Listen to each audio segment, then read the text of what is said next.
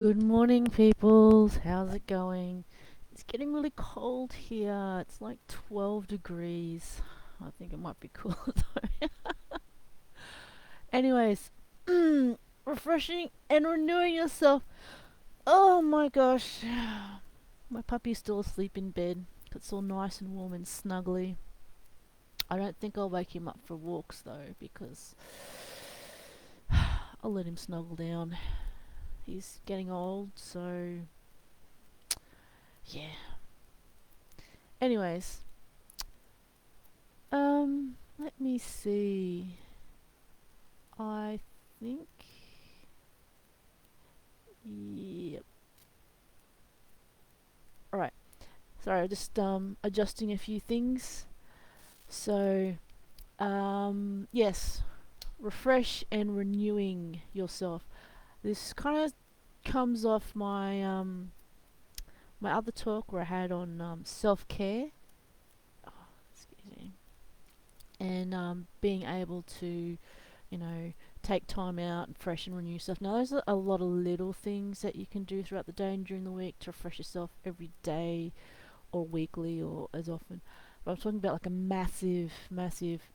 My God, everything's just caught up because I was talking to a few friends, family, work colleagues, and that, and there's a realization that with a lot of people have been pushing themselves the past year and they've just been coping. And a lot of the self care stuff has stuff to help them cope, but it's not enough to really refresh and renew them and to change that kind of mindset that they would need to reset back, because now a lot of people are going to work. Some things have changed back, some things haven't, and your brain really needs to adjust to a few things.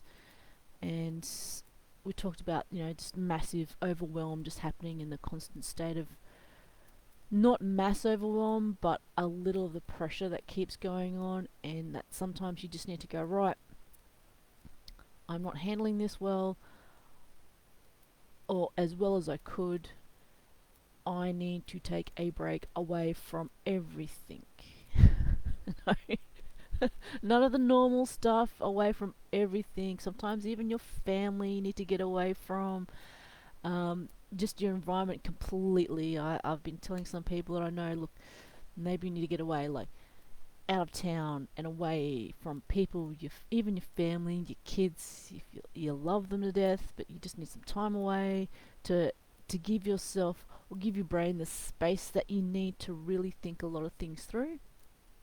And I've seen that with this past year. I have been talking with a few people about watching some people we know, how their lives have contracted so much. I suppose, the reinforcement of their echo chambers has gotten so bad.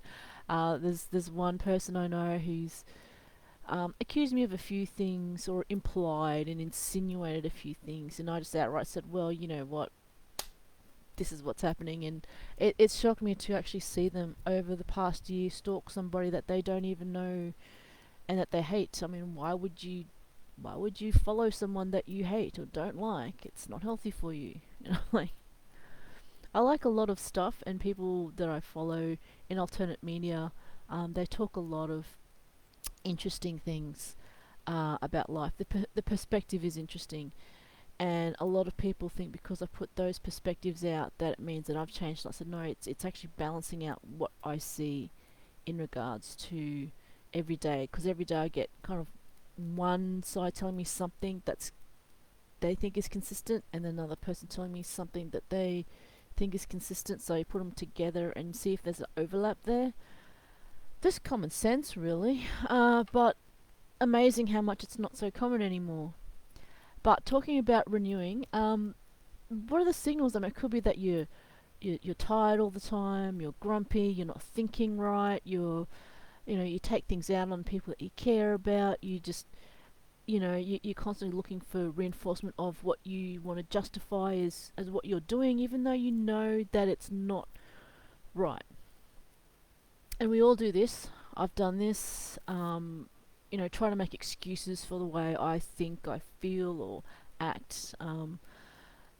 Sometimes the feelings are because of a few other things and they're not have anything to do with the current situation. Like sometimes it's one of those days where it's just everything is just annoying, and then someone you care about does something completely innocent, and all of a sudden you just go rah on them. I might even sometimes it's even like, say someone asks you an innocent question, you go, "Oh, do you like this?" And you go, "No, no, I don't like that at all." But then that kind of gets contradicted later on. It says, "Oh, look, I know you didn't like this," and they go, "No, no, I like it." And I'm going, "Well, I don't even know what to say about that. I'll just not say anything at all for a while, and just kind of look at them and go, right, before you actually said the exact opposite." But they're going, "No, I didn't," and it starts a whole argument, and I'm just like, you know what? Can you at least admit that you're tired and you're not thinking right, and think about that and go, yeah, okay, I do actually like this or don't like this. It makes life a lot more stressful for you, because then you end up picking fights with people that you don't need to, and even though it's easy to just unload, it's a lot harder to fix later on, I can tell you that. So sometimes it's better to exercise a bit of restraint or a bit of forethought, or just sort of stop before you react, and either react, not act, to things, and cause a lot more damage, a lot more harm that you're going to have to do a lot more to make up for. And sometimes I've actually deliberately caused harm in being who I am, because I felt that, hey, this needs to be said because I've kept quiet long enough. But I also know that that may or may not cause arguments, disagreements, or whatever, but some things have to be done. A lot of people I know, they're not like, "Oh, I don't really like confrontation," and I'm like, you know what? That's life. You're going to have to deal with it. Confrontations have to happen because some things are difficult. They need to be sorted out, and if you keep leaving it alone and keep being pussyfoot about it, you're not going to get straight to the point. It's going to take much longer to undo or redo or do, or whatever it is the situation or the issue is. But yeah, what do you do to renew and get away? Um, Basically, I don't know if people can recognize their signs on when they're needing to get away. Um, but what do you do? Like I said, some people just take a break. Some people I know go on a tech cleanse, that they don't do social media, they don't do Facebook, they don't do any tech whatsoever. They actually, some of when they first started doing the tech cleanse, like try to go for like a whole month without their mobile phones and see what that was like checking this and that. They've uninstalled apps and all that sort of stuff, and later on they've weaned themselves down to having weekends or a week or whatever, a whole day once a week of no phones, no tech, whatever, just being with their friends and people and whatnot. Sometimes it's a night out with the girls. Sometimes it's actually like literally going away. Spa treatments, just some time to yourself. Like really some time to yourself. No checking messages, no doing the things that make you go a bit crazy and put you on edge in the first place. So that's all I had for this Monday. I mention it because, like I said, I've talked to a few people about certain signs and that you might need to take time off. I've recognised that in myself, despite the fact that I've had quite a few long weekends. I've still been working flat strap. So I'm going to be taking some time off, so I won't be doing the go lives during that time. And that will be next week, I think.